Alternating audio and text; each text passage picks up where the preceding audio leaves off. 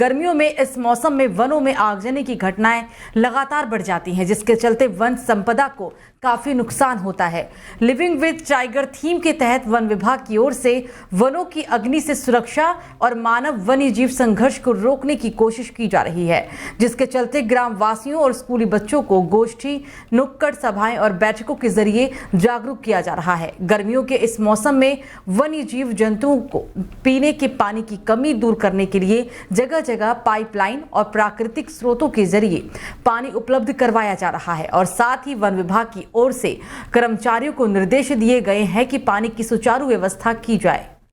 तो Kaladhungi universal school के सामने एक बड़ा हादसा होते होते उस वक्त बच गया जब पेड़ की जड़ों से भरी वन विभाग की ट्रैक्टर ट्रॉली आयशर कैंटर के पिछले हिस्से में बुरी तरह से फंस गई। जानकारी के मुताबिक आयशर कैंटर कालाढूंगी से बाजपुर की तरफ जा रही थी और जब यह हादसा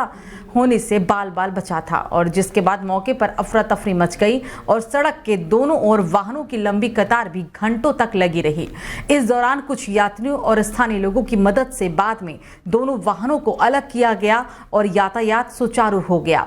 आए दिन हालांकि ओवरलोड ट्रैक्टर ट्रॉली इस सड़क से होकर गुजरते रहते हैं, जिसमें वन विभाग और पुलिस की लापरवाही भी सामने नजर आती है। अगर समय रहते इन ओवरलोडेड गाड़ियों और ट्रैक्टर को रोका नहीं गया तो कभी भी बड़ी दुर्घटना हो सकती है। तो लोकसभा चुनाव को लेकर प्रदेश में संपन्न होने के बाद बीजेपी में बयानबाजी का दौर जारी है। गढ़वाल संसदीय सीट से टिकट की दावेदारी कर रहे राष्ट्रीय बागवानी बोर्ड के अध्यक्ष वीरेंद्र जुयाल ने एक बयान जारी कर फिर से सियासी गलियारे में हलचल पैदा कर दी है। बीजेपी के वरिष्ठ नेता और राष्ट्रीय बागवानी बोर्ड के अध्यक्ष वीरेंद्र जुयाल ने अपने बयान में कहा कि वे सभी राजनीतिक पार्टियों को खुली चुनौती देते हैं जो लगातार विधानसभा से लेकर लोकसभा चुनाव मैदान में अपना दम दिखा चुके हैं कि वे अपने संसाधनों से कितनी समाज सेवा कर चुके हैं। उन्होंने कहा कि वीरेंद्र जुयाल कई सालों से निस्वार्थ भाव से बिना किसी पद के समाज की सेवा कर रहे हैं, जबकि ऐसी लोगों को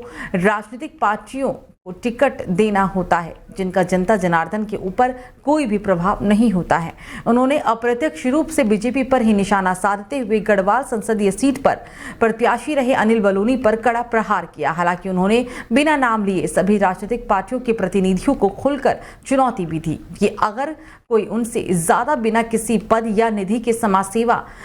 कर के आगे निकलता है तो वो राजनीतिक जीवन से संन्यास ले लेंगे।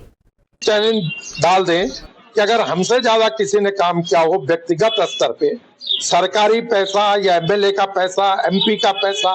मंत्री का पैसा, इसको छोड़ के व्यक्तिगत एफर्ट से और अपने जीवन को देकर अगर हमसे ज्यादा काम किसी ने किया हो तो बुजुर्ग भी हो गए तो संन्यास की घोषणा कर दी हमने कि हमको कोई बता दे तो हम संन्यास ले लेंगे। और सुन लिया होगा कि निश्चित रूप से वो भाजपा के नेता हैं और वरिष्ठ नेता हैं, और जब भाजपा के वरिष्ठ नेता इस तरह की बात कर रहे हैं, इस तरह के बयान दे रहे हैं, तो आप अंदाज़ा लगा सकते हैं कि निश्चित रूप से उनका जो कहने का तात्पर्य है वो कहीं ना कहीं जो अपनी सरकार को लेकर वो कहना चाहते हैं कि 10 साल से उनकी सरकार यहाँ पर सत्ता में रही और उनकी सरकार ने क्या काम किए हैं। आज उनको अगर उनके काम नहीं दिखते हैं तो कहीं ना कहीं उनको लगता है कि हमारी सरकार ने जो काम किया उनसे जनता जो है खुश नहीं है या वो जनता के हिसाब से काम नहीं हो पाए हैं।